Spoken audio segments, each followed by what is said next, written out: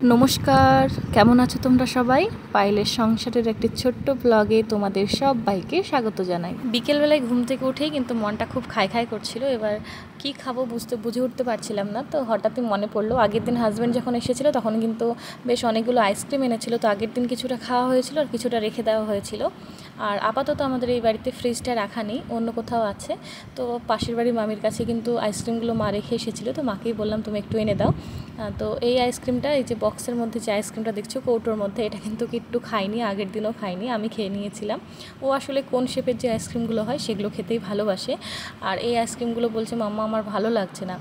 তো ওর জন্যই কিন্তু আমি আগের দিনও এই বক্সের আইসক্রিমটা আমি খেয়েছিলাম, আজকেও কিন্তু আমি খাচ্ছি। আর ও কিন্তু এই ছোট্ট আইসক্রিমটা খাচ্ছে, যেটা যার মুখে ভালো লাগে। ও কিন্তু এখনও ছোট বড় সেগুলো এখনও বোঝে না। অনেক বাচ্চারা হলে কি করতো, যে এটা ছোট আইসক্রিম, এটা আমি খাবো না, যেটাতে বেশি আছে সেটা আমাকে দাও, এরকম ভাবনা চিন্তা আসতো। কিন্তু এখনও সেগুলো বুঝে উঠতে পারে না। তো যাই হোক, আইসক্রিমটা বেশ খেতে ভালোই ছিল। আমার একজন সাবস্ক্রাইবার দিদি আমাকে কমেন্ট করেছো যে তুমি একদিন ভিডিও দিচ্ছ, 5 দিন অফ রাখছো, এটা তোমার ক্ষতি হয়ে যাবে, চ্যানেলটার ভিউ কম হবে।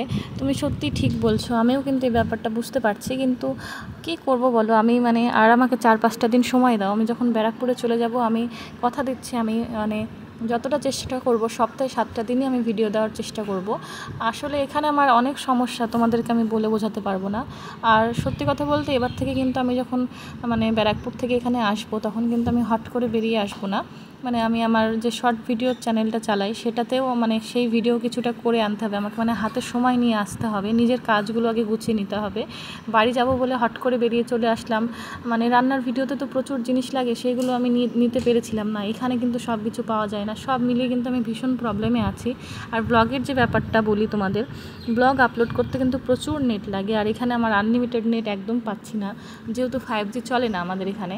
তো সেটা একটার পর একটা সমস্যা, তার উপর এই বাড়ি সেই বাড়ি, আমি নিজেই বিরক্ত হয়ে গেছি, কি বলবো তোমাদের। আর তোমরা সবাই জানতে চেয়েছো যে কি হয়েছে।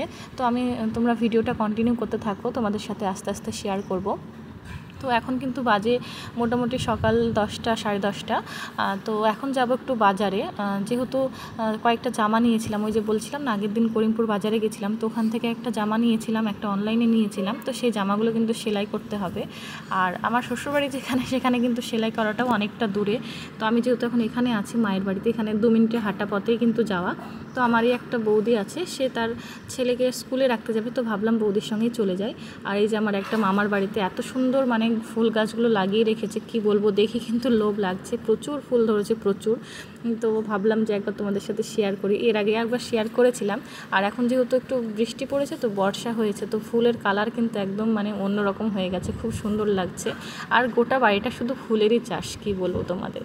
আর কি হয়েছে বলো তো, মামা যখন বিয়ে হয়েছিল না, তখন কিন্তু মামা নিজের কাজের সাথে সাথে রোজ বিকেলে বাড়ি এসে কিন্তু খুব সুন্দরভাবে বাড়ির সামনে ফুল গাছ টাছগুলো লাগাতো, বিভিন্ন ধরনের ফুল লাগাতো। এখন যদিও টাইম কম, তাও দেখো কতটা খাটলে এত সুন্দর কিন্তু ফুল গাছ টাছগুলো হয় বাড়িতে। আর এদিকে দেখো, আমি কিন্তু ওই যে দাদার যে ছেলেটা, তাকে কিন্তু স্কুলে রাখতে এসেছি, ওকে রেখেই কিন্তু আমি বাজারে যাব, অনেক কিছুই নেওয়ার আছে, জামা টামা সেলাই করার আছে।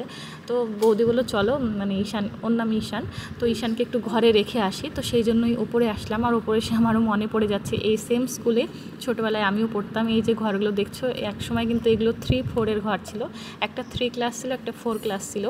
তো সব কিছুই কিন্তু মনে পড়ে যাচ্ছে, এসে প্রচণ্ড মন খারাপ করছিল। আর এদিক দিয়ে গিয়ে যে ওই যে সাইডে যে রুমগুলো দেখছো, আমরা যখন পড়তাম তখন কিন্তু নিচে একতলা ছিল, দোতলা ছিল না।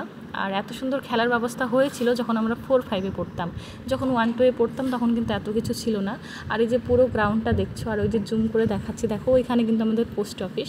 তো পোস্ট অফিসে আমার একটা কাজ ছিল, তো সেটা বন্ধ আছে, খোলেনি, তাই আর করা হবে না।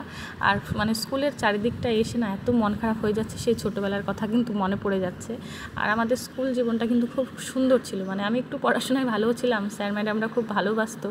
তারপর কি বলবো, আমাদের আর্থিক অবস্থা খুব একটা উন্নত ছিল না, তাই কিন্তু স্যার ম্যাডামরা আর একটু বেশি প্যাম্পার করতো, ভালোবাসতো। আর এই যে এই ফিল্ডে যে কত খেলেছি, কত কিছু করেছি। আর এই যে শ্যামা দাদুর চায়ের দোকান। এই যে স্কুলের গেট দেখছো, এখান থেকে বেরিয়ে এখানে কিন্তু আমরা কিছু না কিছু কিনতে আসতাম। তখন কিন্তু এই দোকানটা মানে পাকা ছিল না, মাটির ছিল, পাটকাঠির ছিল। তো এখন দেখো কি সুন্দর হয়ে গেছে দোকানটা, মানে সময়ের সাথে সাথে কিন্তু সব কিছুই বদলে যায়। তো মানে স্কুলের ভেতরে গিয়ে আমার এত পরিমাণ মন খারাপ করছিল বলে বোঝাতে পারবো না, কত কিছু যে মনে পড়ছিল, বান্ধবীদের কথা মনে পড়ছিল। আর সবার জীবন কিন্তু দেখো এখন মানে অন্যরকম হয়ে গেছে। আর এখন কিন্তু পার্লারে চলে এসেছি, আর পার্লারের যেহেতু লোকজন ছিল তাই কিন্তু মানে পুরো পার্লারটা তোমাদের দেখাতে পারলাম না। ভালোই বেশ পার্লারটা এখানে, আর বৌদি কিন্তু এখানে বসে বলছিল যে স্বর্ণাটা নিয়ে। আর এদিকে দেখো জামা কাপড়টা যখন সেলাই করতে এসেছি, মানে যে কুর্তি দুটো নিয়েছিলাম সেই দুটো যখন সেলাই করতে এসেছি তখন কিন্তু আবার বৃষ্টি চলে এসেছে। এই যে দোকানটা, এখানে কি বলো তো, তুমি আসলে তুমি যদি 10 মিনিট বসো তাহলে কিন্তু সঙ্গে সঙ্গে সেলাই করে দেয়। তো আমরা কিন্তু জামাটা দিয়ে পার্লারে গিয়েছিলাম, পার্লার থেকে এসে জামাটা নিয়ে যখন বৃষ্টি ছাড়লো তখন বেরিয়ে এসেছিলাম। তার সঙ্গে দুটো একটা বাজারও করেছি। আর এই যে মামা, মানে কিছুটা চলে এসেছিলাম অর্ধেক রাস্তা, তারপর মামা বললো চলে যাই। মানে আমাদের কি বলো তো, যারা চেনে বাবাদের সঙ্গে ভালো সম্পর্ক, মায়েদের সঙ্গে ভালো সম্পর্ক, তারা কিন্তু আমাদের ভাড়া নেয় না। আর এই যে পুরনো রাজবাড়ি, মানে আমাদের যেখানে বাড়ি সেখানে কিন্তু এই রাজবাড়িগুলো আছে, মানে রাজবাড়ি না, এগুলো জমিদার বাড়ি, মানে অনেক পুরনো বাড়ি, অনেক কিছু ছিল, আস্তে আস্তে সেগুলো ভেঙে নতুন বাড়ি করা হচ্ছে। আর এখানে কিন্তু একটা মেন গেট আছে, দেখো এই যে, এটা কিন্তু জমিদার বাড়ির আসল জায়গা ছিল। তো প্রচুর বড় বাড়িটা ছিল, সব কিছু ভেঙে দেওয়া হয়েছে, শুধু গেটটা মানে আশেপাশের লোকের রিকোয়েস্ট রাখা হয়েছে, নাহলে কিন্তু গেটটাও ভাঙা পড়ে যেত। আর স্কুলের কথা যেহেতু মনে পড়ছিল, স্কুলে কিন্তু আমরা এই সিঙ্গাড়া আর একটা করে গজা খেতাম, গজা বা লবঙ্গ লতিকা যাই বলো। কিন্তু তখন সিঙ্গাড়ার দাম ছিল 1.5 টাকা, আর তার সঙ্গে 1.5 টাকা না, 2.5 টাকা। 5 টাকা নিয়ে গেলে 2.5 টাকার একটা সিঙ্গাড়া আর 2.5 টাকার একটা লবঙ্গ লতিকা হয়ে যেত। যেদিন টাকা থাকতো সেদিন কিন্তু আমরা ওইভাবেই খেতাম। তো এখন সিঙ্গাড়ার দাম কিন্তু 2.5 টাকা থেকে 5 টাকা 6 টাকা হয়েছে, কিন্তু সিঙ্গাড়ার সাইজটা অনেক ছোট হয়ে গেছে, দেখে একদম মানে গায়ের মধ্যে জ্বালা করছিল যে 6 টাকার সিঙ্গাড়া কী সাইজ। তো দুপুরবেলা এখানে কিন্তু খাবার খেতে বসে গেছি। মা কিন্তু ডিমের বড়া দিয়ে একটা তরকারি বানিয়েছে, এটা ডিম আলু দিয়ে একটা তরকারি, খেতে খুব ভালো হয়, একদম নরম করে বানিয়েছে। তার সঙ্গে কিন্তু ডাঁটার তরকারি ছিল, ডাল ছিল, ডালটা আমি খাই না। আর বেশি কিছু রান্না করতে বারণ করেছি, যেহেতু বিকেলবেলা এবার হাজব্যান্ড আসবে। তো আমি মাকে বলেছিলাম যে আজকে রাত্রিবেলায় রান্নার ঝামেলা নেবে না, রান্নায় কিছু মানে রাত্রিবেলায় কিছু খাবার অর্ডার দিয়ে দেবো, সেগুলোই খেয়ে নেবো।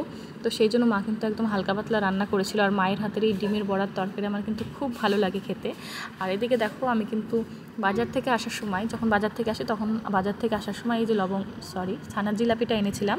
আসলে আমি, বাবা আর হাজব্যান্ড কিন্তু বাইরের খাবার অর্ডার করে খেয়ে নেব, এবার মা খাবে না, সেই জন্য মায়ের জন্যই আরও আনা। আর যে কারণে আমি তোমাদেরকে বলেছি যে আমার মনটা খারাপ, ভালো লাগছে না। আসলে কি হয় বলো তো, আমরা যখন মানে হাজব্যান্ডের যখন ছুটিতে আসে বা আমরা বাড়িতে আসি তখন কিন্তু আমরা অনেক রকম প্ল্যান করে আসি, কিন্তু আসার পর না কোনো কিছুই আর সেরকম হয়ে ওঠে না। যেমন ধরো আমাদের ব্যারাকপুরে যাওয়ার কথা ছিল, আজকে কিন্তু আমাদের মোটামুটি চলে যাওয়ার কথা ছিল, কিন্তু এখনও 3-4 দিন পরে আমরা যাব। যেহেতু ঘরের কাজ করা হচ্ছে, সেটাও একটা ভালো দিক যে বাড়ির একটা কাজ হয়ে যাচ্ছে। তবু আমরা যেটা ভাবনা চিন্তা করি সেটা যখন না হয় তখন কিন্তু খারাপ লাগে। কারণ ওখানে গিয়ে যেদিন যাব তারপরের দিনের ছেলের যদি স্কুল শুরু হয়ে যায় আমার প্রচণ্ড খাটনি হবে, যেহেতু বাড়িটায় আমরা 1.5 মাস নেই। আর মানে সব জিনিসপত্র কিন্তু আমি আলাদাভাবে কাচের মধ্যে মানে একটা জায়গায় সেলফের মধ্যে ঢুকিয়ে রেখেছি, বাইরে মানে ওখানে গিয়ে কিন্তু সব কিছু আমাকে আবার আনপ্যাক করতে হবে, করে সব কিছু গোছাতে হবে। ছেলের স্কুলের ড্রেস যতই হোক আমি কেচে আসি না কেন, আমাকে গিয়ে 1.5 মাস পর সেটা ইউজ হয়নি, আমাকে গিয়ে কিন্তু সেগুলো কেচে পরিষ্কার করে আয়রন করে তবেই আমাকে ছেলেকে স্কুলে পাঠাতে হবে। এবার একদিনের মধ্যে মানে ওখানে পৌঁছাতেই মোটামুটি 1টা-2টো বেজে যায়। এবার 1টা-2টো থেকে রাত্রি 8টার মধ্যে আমি কি করব, পরের দিন সকাল 8টায় ছেলের স্কুল। তো খুব টেনশানে, মানে বিরক্ত লাগছে একটা, মানে কোনো কিছুই মনের মতো হচ্ছে না। এদিকে আমার যে শর্ট ভিডিও যে চ্যানেলটা সেটাও আমার নষ্ট হয়ে গেল এক কথায় বলতে গেলে। বাড়িতে সে ভিডিও করতে পারছি না, মানে নেটের সমস্যার জন্য ব্লগ দিতে পারছি না, সব কিছু যেন কেমন এলোমেলো হয়ে গেছে, একদম কিছুই ভালো লাগছে না। কি বলবো তোমাদের, মানে যখন আমি ব্যারাকপুরে যাব তখন তোমাদের সাথে কি প্রবলেম হচ্ছে সব কিছুই আস্তে আস্তে শেয়ার করব। আর এদিকে দেখো হাজব্যান্ড কিন্তু 1 মাসের ছুটিতে এসেছে, তার মধ্যেও কিন্তু আমাকে এখানে আসতে হয়েছে মায়ের বাড়িতে 4-5 দিনের জন্য, যেহেতু বাড়িতে রং হচ্ছে বা ছেলেকে নিয়ে সেখানে থাকাটা মুশকিল। এবার 1টা মাসের ছুটির মধ্যেই যদি আমি প্রায় 5-6টা দিন আলাদা থাকি, সেটাও কিন্তু আমার মন থেকে আমি থাকছি না, থাকতে হচ্ছে তাই থাকছি। যদিও আসছে মানে আসে আবার চলে যায়, মানে সন্ধ্যাবেলায় ধরো আসলো আবার সকালবেলায় চলে গেল, বা সকালের দিকটা আসলো বিকেলে চলে গেল, ওর দিক থেকে তো ও করার চেষ্টা করছেই। কিন্তু কি বলো তো, এই 1টা মাসের ছুটিতে না আর এইভাবে থাকতে ভালো লাগে না, মনে হয় একসঙ্গেই থাকি। ছেলেটারও কষ্ট হয়, মানে ছেলে যখন ও প্রথমবার আসে তখন কিন্তু ওকে 1 পা পিছপা হতে দিচ্ছিল না, কিন্তু যেহেতু এখানে আছে তো বাবার কাছে সেই টাইমটাও পাচ্ছে না, যেহেতু বাড়িতে রং হচ্ছে, ওর কিন্তু খুব খাটনি হচ্ছে, মানে সকাল থেকে রং যারা মিস্ত্রি তাদের সঙ্গে খাটছে। এবার রং কী হয়, মানে বাড়িতে যারা কাজ করতে আসে তারা কিন্তু তুমি না বললে না ঠিক করে কাজ করবে না, তো ওকে সবসময় কিন্তু ওই মিস্ত্রিদের সঙ্গে থাকতে হয়। আবার সন্ধ্যাবেলায় বিকেলবেলায় স্নান ধ্যান করে আবার এখানে আসতে হয়, আবার সকালবেলায় ঘুম থেকে উঠে চলে যেতে হয়। ওরও খুব খাটুনি হচ্ছে, বুঝতে পারছি সবারই অসুবিধা হচ্ছে, কিন্তু আমারও না কোথাও ভালো লাগছে না। তো তোমার সাথে সব কিছু শেয়ার করবো। আমি আগে চলে যাই ওখানে, যখন বড় ব্লগ দিতে পারবো সব কিছুই তোমাদের সাথে শেয়ার করব। আর এখানে রাত্রিবেলায় কিন্তু হাজব্যান্ড অলরেডি চলে এসেছে বিকেলবেলায়, ওই যে পেঁয়াজিগুলো আনা হয়েছিল ওগুলো খাওয়া হয়েছে, সেটারও গল্প পরে বলবো। তার পিছনে অনেক কিছু আছে, আসলে ভিডিওটা ছোট তো মানে সব কিছু ভয়েসে বলতে পারছি না, অনেক কিছুই বলার ছিল। তো এখানে 3টে বিরিয়ানি অর্ডার দিয়েছি, একটা হাজব্যান্ডের, একটা বাবার আর আমার। মা যেহেতু খায় না চিকেনের কোনো আইটেম, তার সঙ্গে চিকেন কষাও অর্ডার দিয়েছিলাম। এই ব্লগের যে কত পরিমাণ ভিউজ কমে গেছে সেটাও আমি বুঝতে পারছি, কিন্তু কিচ্ছু করার নেই। আমি 4-5 দিন পর আমি আগে ওখানে পৌঁছাই, তারপর আমি সব কিছু নিজের মতো করে করার চেষ্টা করব। আসলে সবার মধ্যে থাকলে না নিজের মতো করে কিছু করা যায় না, সবার মতো হয়েই চলতে হয়। তো চলো আজকের ভিডিওটাকে এখানে শেষ করছি। সবাই খুব ভালো থেকো, আর কমেন্ট করো, কোনো সমস্যা হলে জানিও, মানে ভিডিও যদি ভালো না লাগে সেটাও জানিও। এদিকে অনেক দিন তো দেওয়া নেই। তো চলো ভিডিওটাকে এখানে শেষ করছি, দেখা হবে পরের একটি ভ্লগে। চেষ্টা করবো আগামী দিন আবার ভিডিও দেওয়ার। আর দেখো এখানে চিকেন কষাটা দেখে কিন্তু জিভে জল চলে আসছে। আর বিরিয়ানিটা 3টে আমাদের, ছেলে যদিও খাবে না, ছেলেকে আলাদা করে ডিম দিয়ে ভাত খাইয়ে দিয়েছি, আর তার সঙ্গে 3টে স্যালাডও কিন্তু দিয়েছে। তো চলো ভিডিওটাকে এখানে শেষ করছি। তোমরা প্লিজ কমেন্ট করো আর আমার পাশে থেকো। চলো টাটা।